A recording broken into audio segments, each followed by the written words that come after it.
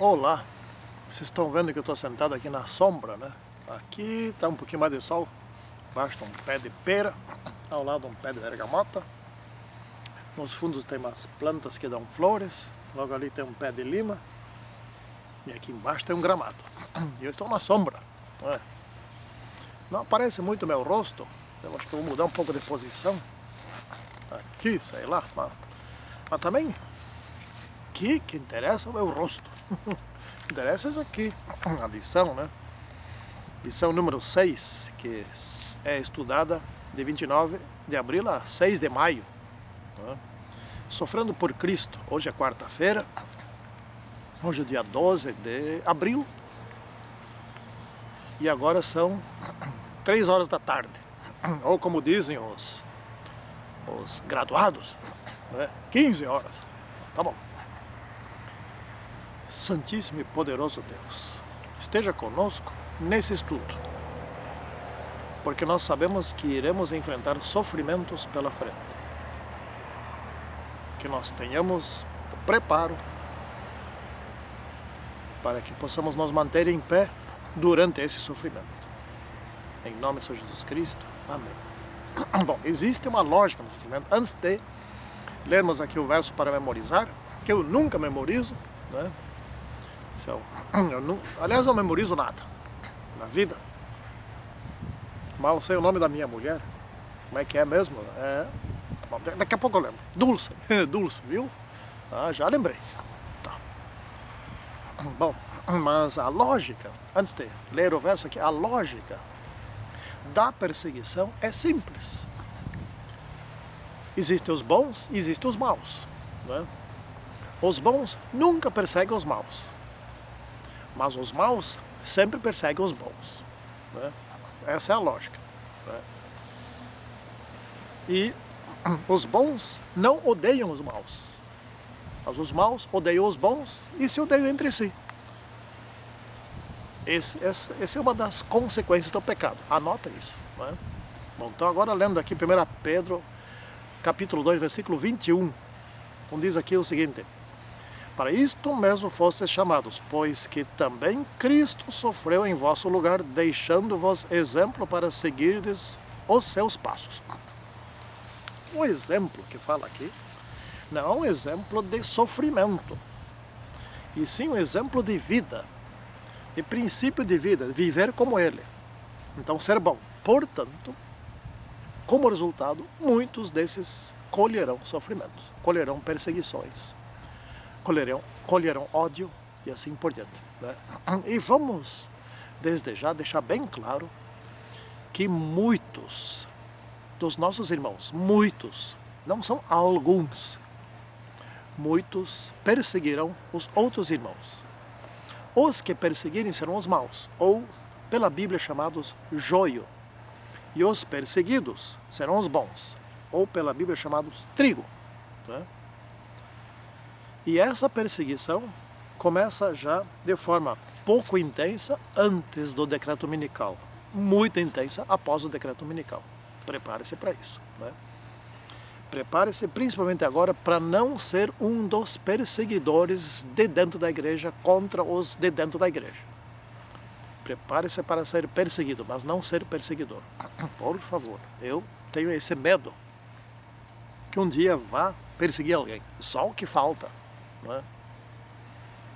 Pois bem, então os primeiros séculos do cristianismo, estamos aqui vendo, eu fiz uma pesquisa, encontrei 10 perseguições por parte do Império Romano. Eu também não tive tempo de perseguir, não, de pesquisar muito. Pode ser que outras fontes tenham mais de 10, mas 10 pelo menos teve. Encontrei 10. Até o ano 303, a última perseguição por parte do Império Romano. Depois disto, daí houve outras perseguições. Houve perseguições de cristãos contra cristãos. E também perseguições políticas, né, de imperadores, etc., contra cristãos. E contra outras categorias de pessoas, né? Bom, os motivos das perseguições por parte do Império Romano foram principalmente pessoas que não adoravam o imperador, né? Bom, Esse é um dos princípios bíblicos. Se houver conflito entre a lei dos homens e a lei de Deus, então você segue a lei de Deus. Nesse caso havia, porque nós, cristãos, só adoramos o Criador, a Deus. Ponto. Final. Bom, outros motivos foram motivos religiosos. Os cristãos eram suspeitos de prática de magia, de prática de mortes, de sacrifícios, de um monte de coisas que não faziam. Então isso aqui está mais parecido com mal entendimento por parte dos outros, do que uma realidade. Os cristãos não faziam isso. E outro conjunto de motivos era o conjunto de motivos políticos. Os cristãos eram vistos como desleais ao imperador, desleais à lei, à ordem. Eles eram uma facção à parte, que também não é verdade. Pois bem. E havia também outros motivos. Por exemplo, os cristãos cresciam muito em número. Cresciam assustadoramente. Aliás, assustadoramente coisa nenhuma. Quem dera os bons cristãos, os verdadeiros seguidores de Cristo, hoje fossem pelo menos 50% da humanidade. Melhor ainda se fosse 100%. O mundo seria ótimo. Correndo seu risco, neste caso, de não ter muita vontade de ser salvo desse planeta. Então, aqui parece que quanto pior, mais favorece a que queiramos sair daqui.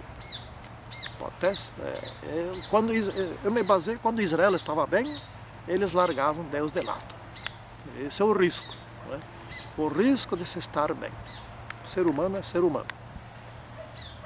Bom, então depois de 313, quando Constantino assumiu, aí Constantino, não vou perseguir os cristãos, vou fazer aliança com eles. E fez aliança. Mas essa aliança resultou na introdução de falsas doutrinas, de falsos princípios no cristianismo. Aqui entrou em cena aquela estratégia de Balaão, quando Balaque queria que Balaão rogasse praga sobre o povo de Deus, e Balaão acabou fazendo a vontade de Deus. Porém, ele queria muito ganhar as riquezas de Balaque, que estava prometendo. Como Balaão não conseguiu por 3 vezes amaldiçoar o povo de Israel, Balaão depois disse para Balaque: não, faz o seguinte, faz festa, convida o povo de Israel, as moças vão lá, convidam, foi indo. E aos poucos se introduziu falsa adoração entre o povo de Deus. Os rapazes casavam com as moças de fora, as moças israelitas casavam com os rapazes de fora, e foram adorando, como aconteceu com Salomão. Esse é o risco hoje. Aliás, isso é o que está acontecendo hoje na igreja. Especialmente com a música. A música, eu conheço poucos pastores que defendem essa música barulhenta, horrível, a música do ecumenismo que está dentro da nossa igreja. Eu já não falo mais, hoje eu tenho que me conformar. Deixa assim. Aliás, o que eu estou dizendo é o seguinte: quem quer se perder, que se perca. Jesus disse isso para Judas: vai e faz depressa. Tá? Quer me trair? Quer se enforcar? Vai então. Pronto, é assim. Quer ouvir essa música? Quer trazer para dentro da igreja? Traga, faça. Eu vou ficar no meu canto, em pé, adorando a Deus, aguentando, suportando, porque está lá escrito também: suportai-vos uns aos outros. Está escrito assim. Então aguente, porque vai ser tirado. Isso é joia. Porque, enfim, será que os escritos de Ellen White não valem mais nada para muitos pastores, para muitos anciãos, a maioria, para muitos dirigentes de missão, dirigentes de associação, de união? Não vale mais nada. O que Ellen White escreveu não vale. Ponto. É isso. Então, já que é uma profecia, eu vou ficar do lado correto da profecia, em pé, aguentando, por mais um tempinho. Pois bem, os bons, anotei aqui na parte de segunda-feira, sofrem por serem justos, sofrem e morrem por serem justos. e são perseguidos pelos que não são corretos. Isso dentro da igreja. E já aconteceu comigo, dentro da igreja. Pessoas que me perseguiram, me odeiam por ter falado a verdade, ter pregado a verdade. É isso, exatamente isso que acontece. Pois bem, aqui na parte de segunda-feira aprendemos algo muito interessante. Você sofre, ou eu, sofremos, nós sofremos, justamente, né, de forma justa, se cometemos um erro. Então nisso não há mérito algum. Então se você, ou eu, se algum de nós está sendo castigado, está sendo preso, está sendo multado, porque cometeu um erro, bem feito, é isso que está dizendo aqui, né? Porém, se eu, se você, se nós, estamos sendo castigados, estamos sendo multados, mas não cometemos nenhum erro, né? Nisso há mérito. Isso é injusto. Jesus sofreu sem nunca ter pecado. Mais adiante aqui nós colocamos, né? Jesus não tinha nem direito a cometer um pecado. Se ele cometesse um pecado no pensamento, ninguém visse, mas Deus viria, ele não seria mais o Salvador do mundo. Ele não tinha direito a perdão. Quem queria perdoá-lo? Né? Vamos estudar na lição 8, né? Ou na 7. É na 7, é exatamente. Bom, então o próprio Cristo sofreu de forma injusta. Nisso tem méritos. E ele, exatamente por isso, tornou-se o Salvador e o vencedor. Logo, se você está sofrendo injustamente, dentro da igreja, ou fora da igreja, no trabalho, seja lá onde for, agradeça a Deus. Porque Jesus, por dois motivos. Primeiro, porque Jesus também sofreu injustamente. Segundo, porque você não tem culpa. Isso é o mais importante. Né? Jesus também não teve culpa. Então vem aqui a prova de fogo. A prova de fogo é o seguinte, resumindo o princípio da prova de fogo. Né? Quem ama será perseguido pelo que odeia. Né? E é duro ser perseguido por um irmão da igreja, por um amigo, por um parente. Né? Assim como para Jesus foi duro ser perseguido pelos seu povo, que ele separou em Abraão e Sara, que ele separou como povo seu, a sua noiva. Né? Seria muito duro, isso nunca vai acontecer, seria muito duro eu ser perseguido por minha mulher. Isso nunca vai acontecer. Eu conheço a minha mulher, eu não escolhi minha mulher, ela não me escolheu, foi Deus que escolheu. Eu lembro que eu orava para que Deus escolhesse uma mulher para mim. Então nunca vai ter problema, e não tem. Estamos casados há 38 anos, eu acho, uma coisa assim, por aí. E estamos cada vez mais consolidados um com o outro. Ela nunca vai me perseguir, eu não vou perseguir ela. Mas é duro se isso acontecesse. Né? Jesus foi morto pelos seus. Essa é a prova de fogo. Né? Esse é o fogo ardente. Porém, em tudo que acontecer contra você, contra todos os que são justos dentro da igreja, fique em pé, aguente. Aliás, eu tenho dito nas minhas pregações por aí o seguinte: dentro da nossa igreja, já vou virar aqui a folha, tem muita injustiça, tem muita incompetência, tem muita corrupção, tem. Assim como também tem muita coisa boa. As doutrinas, a igreja é a igreja de Deus, mas tem muito ser humano que traz para dentro, muito lixo. É por isso que eu não saio da igreja, é por isso que fiquei em pé.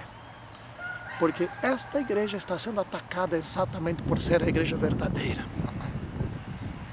Essas pessoas, esse joio está querendo destruir a igreja, às vezes nem se dão conta.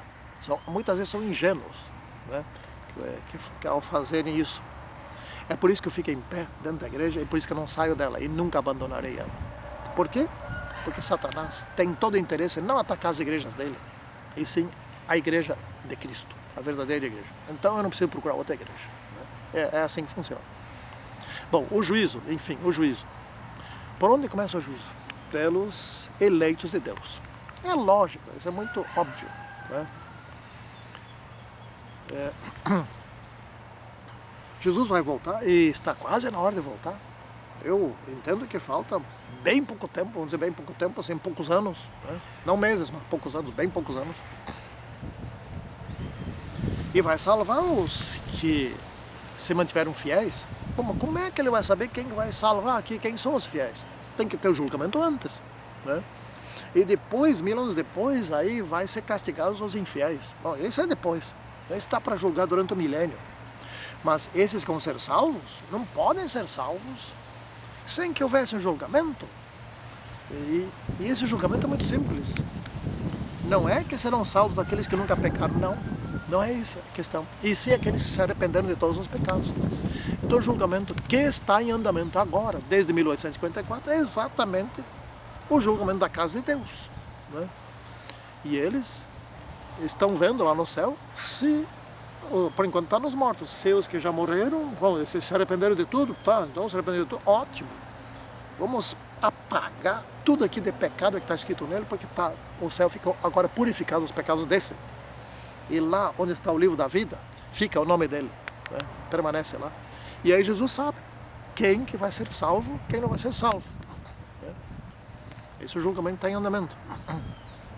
Por isso que está aqui escrito, o juízo começa pela casa de Israel, ou melhor, pelos filhos de Deus, né? Pelo povo de Deus, de todos os tempos, desde Adão e Eva até o último ser que se converta, né? E aí que é importante, concluindo aqui, manter a fé em meio às provações, em meio ao sofrimento, em meio à perseguição, em meio à falta das coisas, né?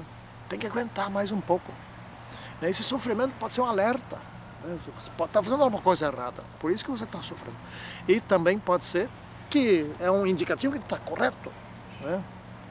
Porque veja bem, ao longo de toda a história do povo de Deus, sempre a minoria é que estava correta. E a maioria sempre estava no lado errado. Sempre foi assim. Vamos pegar alguns eventos. No dilúvio, não havia só 10, 12 pessoas vivendo naquela época. Que dessas 10, 12, né, 8 se salvaram. Não, havia milhares ou milhões de pessoas. 8 estavam no lado certo, né? No tempo de Israel sair do Egito, aquilo ali eram mais ou menos ao todo 2 milhões de pessoas. Essas 2 milhões de pessoas, bem poucas entraram na Terra Santa, a maioria morreu no deserto. Pelo que consta, 2 entraram, José e Josué, né? E o outro que eu acabei de esquecer o nome. Bom, mas vocês sabem quem é. Daqui a pouco talvez eu lembre. Assim como eu esqueci o nome da minha, quase esqueci o nome da minha mulher, né? Bom, então cuidado com a tal da maioria, né? A maioria é massa. A maioria sempre esteve do lado errado. A senhora White escreveu em seus dias, e hoje não vai ser melhor. Ele diz assim que nenhum em 20 dos que estão inscritos nos livros da igreja estão se preparando para a segunda vida. Nenhum em 20 quer dizer não dá 5%. Se não dá 5%, pode não dar 4%, nem 3%, ou nem 2%, ou nem 1%. Mas 5% é pouco, bem pouco. Então se uma igreja tem 200 membros, nem 10 estão se preparando. Sempre é uma minoria, né? Então cuidado com aqueles líderes que dizem alguns sairão da igreja. Não, que sairão da igreja é a maioria. A maioria é joio e sairá da igreja. Então se você está andando com a maioria, revise os seus conceitos, né? Santíssimo e bom Pai que está nos céus, te agradecemos por causa das orientações nessas maravilhosas lições, que as possamos colocar em prática. Que o Espírito Santo nos dirija, em nome de Senhor Jesus Cristo. Amém. Tchau.